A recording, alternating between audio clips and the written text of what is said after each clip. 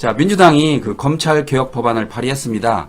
검찰청을 폐지하고 행정안전부 산하의 중대범죄수사청, 그리고 법무부 산하의 공소청, 그리고 국무총리 직속 국가수사위원회를 두어서 업무 관할권을 조정하고 관리 감독하겠다라는 게 큰 틀이에요. 네. 그래서 민주당은 이제 더 이상 표적 수사는 없을 것이다라고 말을 했습니다. 네. 이 앞으로 진행이 어떻게 되는 건가요, 의원님? 그렇죠. 이게 오늘 법안이 제출됐다는 게 되게 중요합니다. 생각보다. 왜냐하면 우리가 민정수석을 검사 출신으로 임명하고 또 예. 민정비서관도 검사 출신이고 예. 그래서 이제 검찰 개혁이 제대로 될 수 있느냐 이런 이제 걱정들을 하셨잖아요. 그런데 당시에 이제 그 민정수석을 임명하면서 개혁은 법으로 하는 것이다. 이제 이렇게 얘기를 했단 말이죠. 그러니까 그런 법으로 하기 위한 개혁을 지금 많은 분들은 민주당이 법안을 제출하고 있었다라고 착각하고 계시는 사실은 공식적으로 제출 안 했었습니다. 예. 법안을 만들어 놨었고 조국혁 신당이 법안을 제출한 게 있었죠.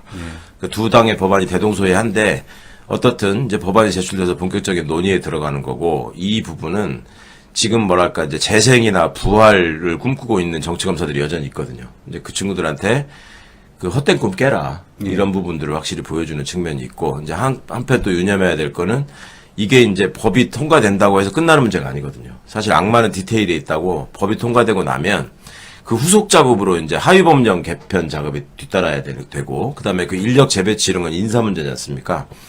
그거를 이제 민정수석실이 총괄하게 되는데 거기서 민정수석실의 역량이 어느 쪽으로 어떻게 공평하게 효율적으로 발휘되느냐 이 점을 또 이제 주목해서 봐야 되는 측면이 있고 일단 이 법안의 통과를 위해서 최선을 다해 줄 것을 좀 부탁드리고요. 그 내용을 보시면 중대범죄수사청은 행안부에 두고 공소청은 법무부에 두겠다. 예. 그리고 이제 그거를 통합 조정할 수 있는 위원회를 총리실에 두겠다. 예. 이게 이제 굉장히 의미 있는 민주당 법안에서는 가장 특징적인 부분입니다. 이게 애초에 검사라고 하는 존재는 영어로 프라시큐터라고 쓴단 말이죠. 예. 그러면 프라시큐트를 하는 사람 이거잖아요.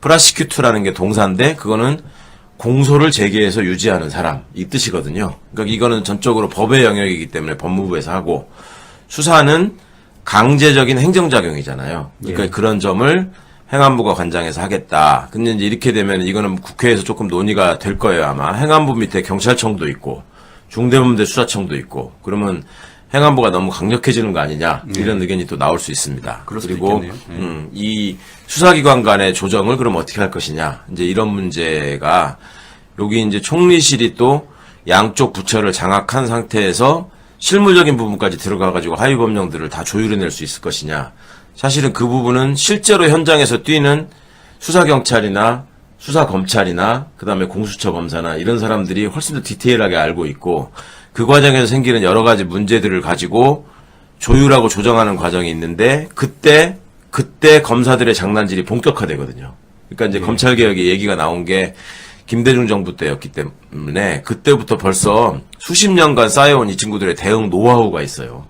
그거를 가지고 글자 하나, 작구 하나, 쉼표를 어디다 찍냐, 이런 거 하나 가지고 장난을 치기 때문에 그런 부분을 대통령께서 기대하시는 것처럼 검찰 내부를 잘 알고 있고 검찰의 속성을 잘 꿰고 있는 사람을 민정수석과 민정비서관으로 임명했다라는 그 인사권자의 의지가 빛을 발하려면 그 디테일을 정확하게 짚어내고 장난질 치지 못하도록 막아내는 그런 역량 있는 민정수석실이 되길 바랍니다.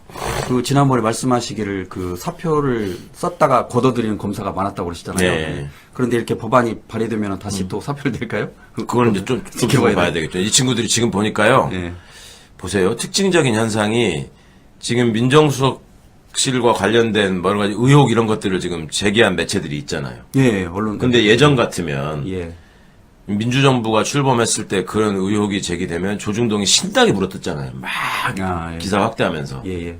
지금 안 그러잖아요. 아. 왜 그럴까를 앞으로도 주목해서 계속 지켜봐야 된다고 생각하고 예. 이렇게 지켜볼 겁니다. 그리고 예. 이 특검이 이제 출범하면서 거기에 수십 명의 검사들과 검찰 수사관들이 파견이 되잖아요. 예. 그 과정에서 뭔가 이제 빈틈을 노릴 겁니다. 거기 가서 계속 원래 결탁돼 있던 언론과 플레이를 할 가능성이 높아요. 그러니까 역시 특검에다 모아놓고 해보니까 검사들이 수사 잘하더라. 예. 그리고 이거를 특검은 수사하고 기소를 같이 해야 되잖아요. 그러니까 이 시스템으로 하는 게 거학을 척결하는 데는 제일 좋을 것이다. 좋더라. 이런 식의 얘기를 계속 유포할 거예요. 그래가지고 이 수사기소 분리가 마치 비효율적이고 국민들을 위해서 좋지 않고 권력이나 부를 가진 사람들한테 유리한 것처럼 계속 선전을 할 겁니다. 예. 여태까지 수법이었어요. 한동훈이도 계속 그런 얘기를 했고 윤석열이도 그런 얘기를 했고 그러니까 그런 점들이 이 국민들을 속이지 못하도록 하는 게 민정수석실이 해야 될 일입니다. 그러니까 그런 부분들을 정확히 맥점을 짚어내가지고 장난질을 치지 못하게 해주는 게 필요하고 특검은 독립적으로 움직이는 데기 때문에 정부의 어떤 부처도 그걸 컨트롤할 수 없거든요. 컨트롤해서도 안 되고. 근데 이제 그게 그 과정에서 생기는 부작용이나 이런 것들을 모니터링하는 부서는 반드시 있어야 되죠. 국민들을 위해서. 예. 그거를 민정수석실이 해야 되는 겁니다. 그러니까 그 과정에서 그런 일종의 성과 같은 거를 국민들한테 막 홍보하면서 그 과정에서 검찰의 그 과거의 위상을 그대로 유지하려고 하는 시도 이런 것들도 주목해서 보셔야 된다. 예. 예.